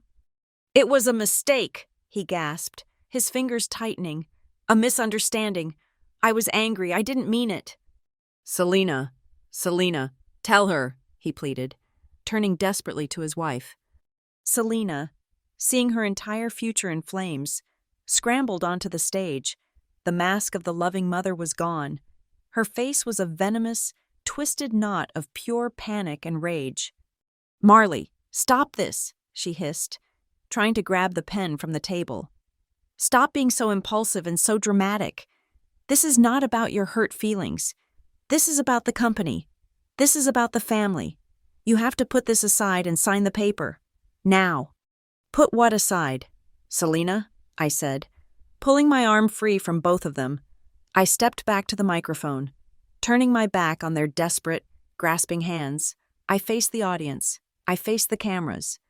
I needed the record to be absolutely clear. Let me be very clear about what is happening here, I said. My voice rang through the ballroom, sharp and final, stopping every last whisper. I am not refusing to sign this because of a misunderstanding. I am not being impulsive. I looked at the shocked, pale faces of the investors, the bankers, my father's partners. I am refusing to attach the Aurora Nexus name, a brand I built from scratch on a foundation of absolute trust and security, to a partnership with Keaton Urban Developments, because their leadership, as I have personally and financially experienced for the last 3 years, is fundamentally unethical. They bully their employees, they steal credit, and they attempt to defraud their own family. I looked past the cameras, to the guests. I saved this company a $3 million contract last year. My reward was to watch my stepbrother, Kyle, accept the public bonus for it. My reward was to be told my life's work was just paperwork. My reward was to be threatened and publicly humiliated when I refused to be robbed. I held up my hand, stopping any potential interruption. This is not about family. This is about integrity, and I will not, under any circumstances, link my company to a partner that has none. After my speech, the ballroom was a tomb. I had said my piece. I had laid the truth bare. Now, the final act was just a formality. I picked up the black pen from the polished table. I could feel every camera, every eye, fixated on it. It felt impossibly heavy. I held it over the dotted line, the one right below my typed name. Marley Elise Keaton, Chief Technology Officer. I looked at the line, then I looked up, past the cameras, and I met my father's desperate, pleading, terrified gaze. He was waiting for the miracle, the last-minute reprieve, the moment his daughter, the one he had trained his whole life to be quiet and obedient, would finally cave. I held his gaze, and then, slowly, deliberately, I placed the pen down on the table, beside the contract, not on it. I did not sign. I leaned back into the microphone. I cannot, and I will not, attach the Aurora Nexus name to a partner that treats people this way, not even if that partner is my father's company. A sound left my father, a terrible, ragged noise, like air being forced from a punctured lung. He was, as Patricia had said, void. No. Marley, wait, he choked out, staggering forward. He was no longer a CEO. He was just a beggar. I'll fix it. I promise. I'll fire people. Selena, Kyle, they'll apologize. Right now, right here, in front of everyone. We'll do anything. Just sign the paper, please. His voice broke on the last word. It cracked and splintered, a public display of his absolute disintegration. I looked at him, At this broken man who had been a giant my entire life, I felt a deep, cold sadness, but not a shred of pity. Pity was a luxury I could no longer afford. "I'm not doing this to hurt you, Dad," I said, and my voice was quiet, but the microphone caught every word. "I'm doing this because of the first thing you ever taught me about business." He looked at me, confused, his eyes swimming with tears. "I was 12 years old," I said. "At your first big office, you were signing a contract with Bill Henderson. You sat me on your lap, and you told me, 'A signature isn't just your name, M. It's your trust. It's your word. It's the most valuable thing you own. You never, ever give it to someone who hasn't earned it.'" I pointed to the unsigned contract. "You broke that trust, Dad," I said, my voice hardening. "You broke it 3 nights ago when you humiliated me. You broke it when you threatened me. You broke it when you tried to steal my life's work for him." I pointed, not at my father, but at Kyle, who was standing frozen at the side of the stage, his face a mask of pasty, white terror. The mention of his name, the sight of his prize being snatched away, was the one thing that could break Kyle's paralysis. "You!" Kyle suddenly shrieked. He lunged forward, his face purple with a drunk's impulsive rage. "You're ruining it. You're ruining everything. My entire financial future, my life. It was all based on that stock, you selfish bitch." He had screamed it. He had confessed it, on mic, in front of the entire Denver business community. Not that it was a gift, not that it was an investment, but that his entire future was based on stealing my shares. He had just admitted to the entire conspiracy. 2 security guards from the hotel started moving toward the stage, but Graham Rowe held up a single, quiet hand. He didn't want this to stop. He wanted the implosion to be complete. Kyle's admission hung in the air, a final, damning indictment. Selena, seeing her son's confession, seeing my father's collapse, finally understood. The money was gone. Patricia Lowell stepped back to the podium, her voice cool and formal, cutting through the family wreckage. "For the record, then," she announced clearly, "the precondition outlined in Clause 8.4 has not been met. Northbridge Capital cannot and will not execute this contract." She looked at my father, who was still standing, weaving slightly, in the middle of the stage. "Without the signature of Ms. Keaton," she declared, "this $50 million agreement is completely and totally void." Void. The word hit the room like a physical blow. Guests began to stand up, not to leave, but to get a better view. The reporters were no longer writing. They were filming, their faces alive with the thrill of a public execution. CEO Graham Rowe stood. He was the only person in the room who seemed calm. He buttoned his suit jacket, a simple, final gesture. He stepped to the microphone as Patricia stepped away. "Northbridge Capital entered into this negotiation in good faith," he said, his voice a deep, authoritative baritone that commanded immediate silence. "We believed we were partnering with a pillar of the Denver community." He paused, and his eyes found mine. He gave me a look of deep professional respect. "We also pride ourselves on partnering with visionaries, with talent. We believe in acknowledging and respecting the contributions of the people who do the actual work." His gaze then moved, with chilling slowness, to my father. "That respect," he said, his voice like granite, "has not been demonstrated here today. Northbridge will be seeking a new construction partner for this project, effective immediately." The exodus began. It wasn't a stampede. It was a funeral procession. Investors, bankers, the people my father had spent a lifetime trying to impress, began quietly picking up their briefcases and their coats. They filed out of the ballroom, their faces a mixture of pity, disgust, and a cold, calculating fear. They were rats, and the ship was sinking. A few journalists, however, smelled blood. They rushed the stage. One reporter, a sharp woman from the business journal I recognized, shoved a digital recorder toward my father. "Mr. Keaton," she called out. "Mr. Keaton, is it true?" Can you confirm that at your birthday party last week, you publicly grounded your 29-year-old daughter and threatened to disown her if she didn't turn over her startup shares to your stepson? My father could only stammer. No, it's a family matter. It's a misunderstanding. She's just dramatic. It's true, a voice called from the crowd. It was Bill Henderson. He was standing by his chair, his face ashen. I was there. I saw it. He told her she was no longer his daughter. We all heard it. The microphones, all of them, swung to capture his words. My father's betrayal was now on the public record, confirmed by his oldest friend.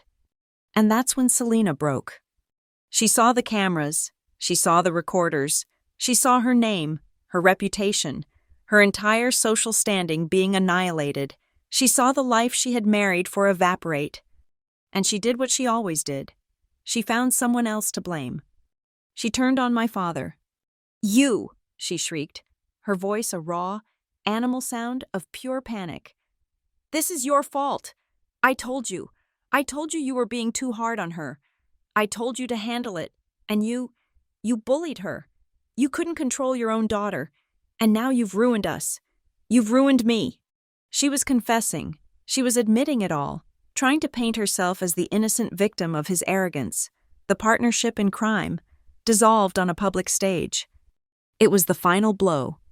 My father didn't even seem to hear her. He just collapsed. He didn't faint. He just folded. He stumbled back, his legs giving way, and fell into the empty chair at the signing table. He put his head in his hands, his whole body shaking, a broken, bankrupt king sitting on a borrowed throne.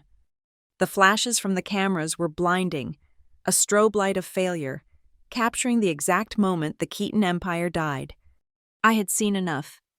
I calmly unplugged my laptop from the podium.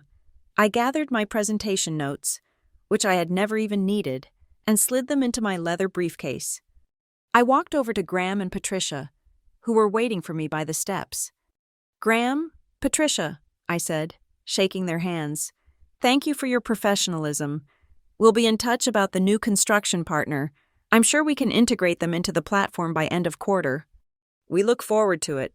Marley, Graham said, his grip firm. Well done. I turned to leave. My father was still in the chair, his head in his hands. Selena was screaming at him, tears of rage and fear streaming down her face. Kyle had simply vanished. I walked over to my father, to the shell of the man who had tried to destroy me. I stood beside him. He didn't look up. He just kept shaking, muttering, "No, no, no," into his hands. I leaned down, my voice quiet, not for the microphones, not for the reporters, but just for him. Grounding me didn't trap me, Dad, I whispered. He flinched, his shoulders tensing. He knew I was there. It just cut the last string that held me to you. He didn't move. I turned my back on him. I turned my back on the flashing cameras, on Selena's hysterics, on the $50 million corpse of his ambition. I walked off the stage, through the empty ballroom, and out the grand foyer doors, into the bright, clear Denver sunlight. I walked out of the Summit Plaza Hotel into the bright, cold air of the street, and it felt like I was breathing for the first time in 3 years. My phone, which I had muted, was already vibrating in my pocket. It didn't stop for 3 days. By the time I got back to my apartment, the first video clip was already trending on social media. The one of my father screaming, "You are grounded," at the party, filmed on a shaky cell phone. By the time I got to my office at Aurora, the second clip, the one of Kyle screaming, "My entire financial future was based on that stock," was the #1 story on the local newsfeed. The media storm was instantaneous and brutal. The Denver Business Journal ran the headline the next morning. It was magnificent. $50 million deal evaporates as CEO fails to recognize own daughter as partnering CTO. It wasn't just local. Forbes picked it up. TechCrunch ran a story.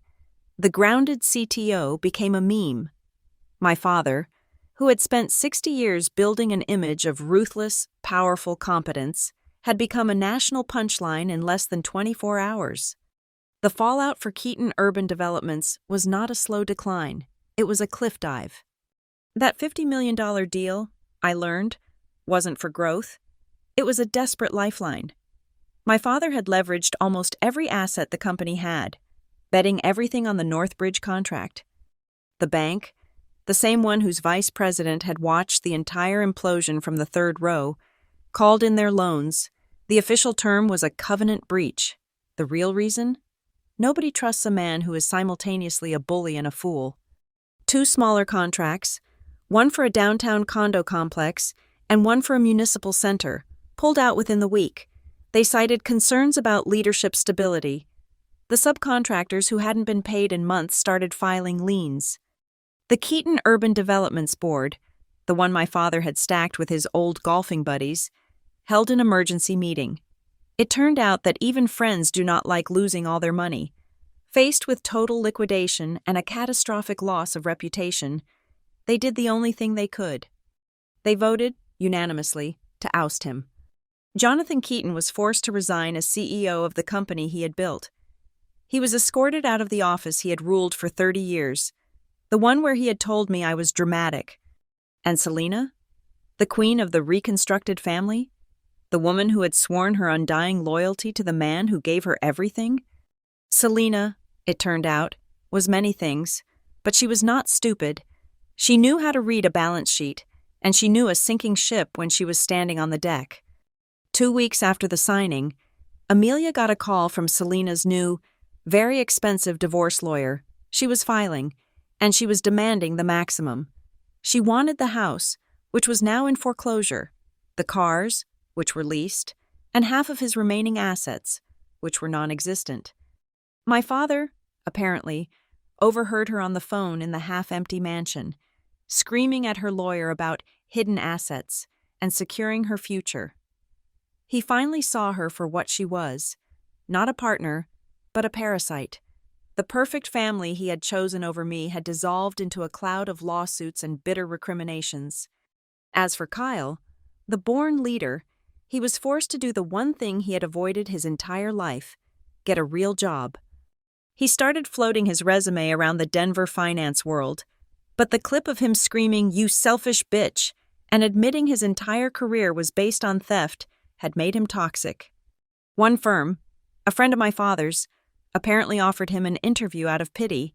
They offered him an entry-level, minimum-wage data entry position, not a high-level finance role, not a portfolio manager, a data entry clerk. He had to face his own stunning, profound mediocrity, and he had to do it without my father's money to cushion the blow. And me? The story played out very differently. The tech world, which hates bullies and corporate malfeasance, embraced us. Aurora Nexus was flooded with media requests. We did not answer most of them. We just let the story speak for itself. Tech Forward magazine ran a feature, but they focused on the work. The grounded CTO who chose integrity over partnership. They did not paint me as a victim. They painted me as a new standard. Our business exploded. We received inbound requests from 3 different Fortune 500 companies that week alone. They all said the same thing. We need to work with the company that values integrity that much. We became the new gold standard for ethical tech. I did not hear from him for almost a month. I moved fully into my apartment, the one he never knew about. I changed my number. My life was finally just mine. Then, the emails started. They were filtered through Amelia's office, a desperate, rambling stream of consciousness. First, there was rage. "You have destroyed me. You have destroyed this family. Your mother would be ashamed." Then, the bargaining. "If you just tell the banks it was a misunderstanding, we can fix this. I'll give you 20% of the company." A company that was now worth less than 0. Then, the guilt. "I'm sick. My doctors are worried about my heart. Selina is gone. I'm all alone in this house. How can you do this to your own father?" I ignored them all. I told Amelia to block his address. Then, a week later, a text message came through to my personal cell. It was not from his number. It must have been from a new, prepaid phone. It was short. It was the one message I had not expected. 7 words. I need 10 minutes, not about money. We met at a small, independent coffee shop in a neighborhood he never visited. It was neutral territory. It was my turf. I saw him before he saw me. He was sitting at a small table in the back, staring into an empty cup. The giant was gone. This man was old. He looked 10 years older than he had at his birthday party. His expensive suit was gone, replaced by a worn, ill-fitting wool coat.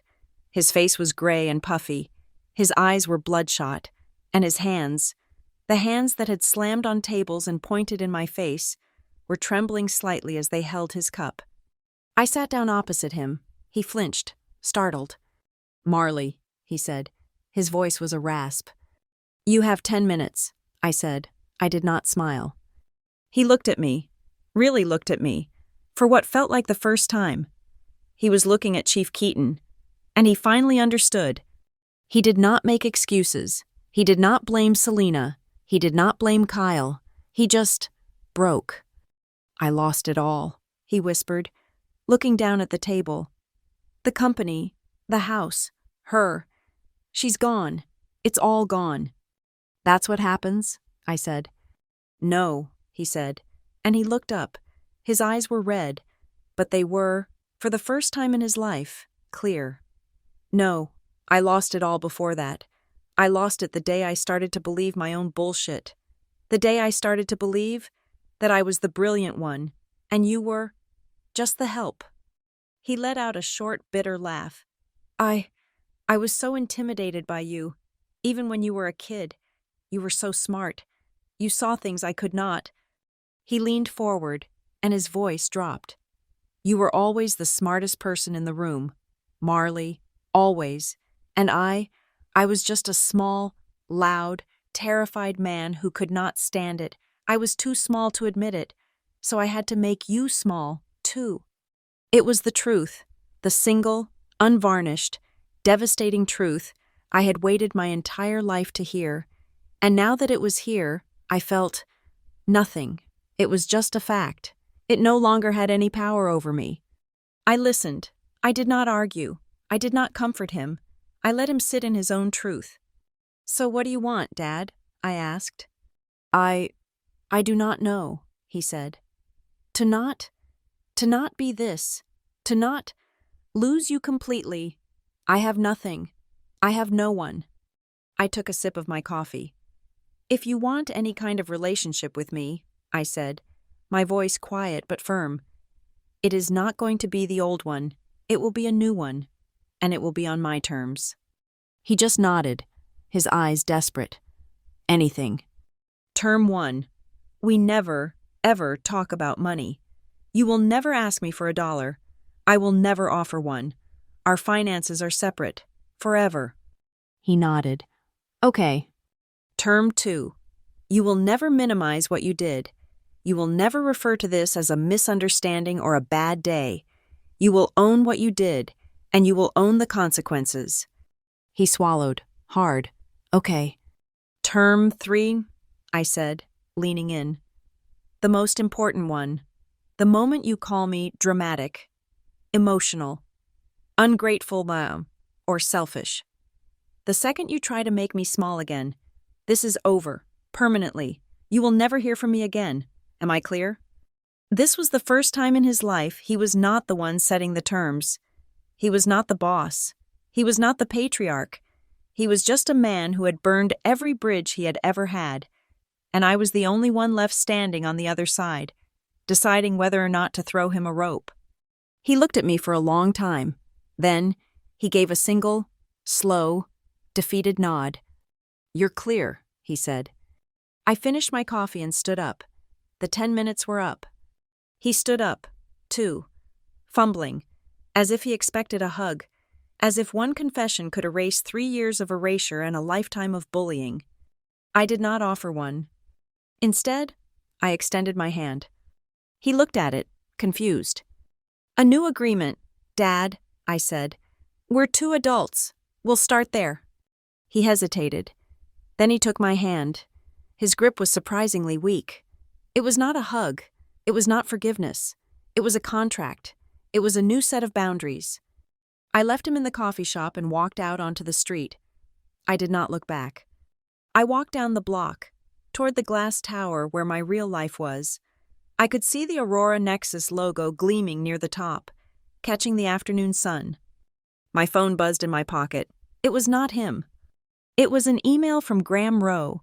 It was a new proposal, an $80 million infrastructure project for an expansion in Asia, a deal that had nothing to do with Keaton Urban, nothing to do with my past. I stopped on the corner, looking up at my building. I looked up at the blue Denver sky. If there is one thing I want you to take away from this, it is this. If a family ever tries to ground you, if they ever try to lock you in a room built of guilt and obligation and fear, remember this.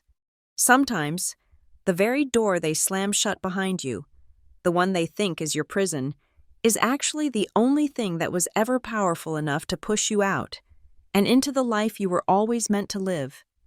Thank you so much for listening to my story. I am so glad I could share it with you all here on Lila Revenge Stories. I would love to know where you are listening from and what you thought of this. Please drop a comment below and let us all share our thoughts. And if you have not already, please do not forget to subscribe to the channel, like this video, and hit that hype button to help this story reach more people who need to hear it.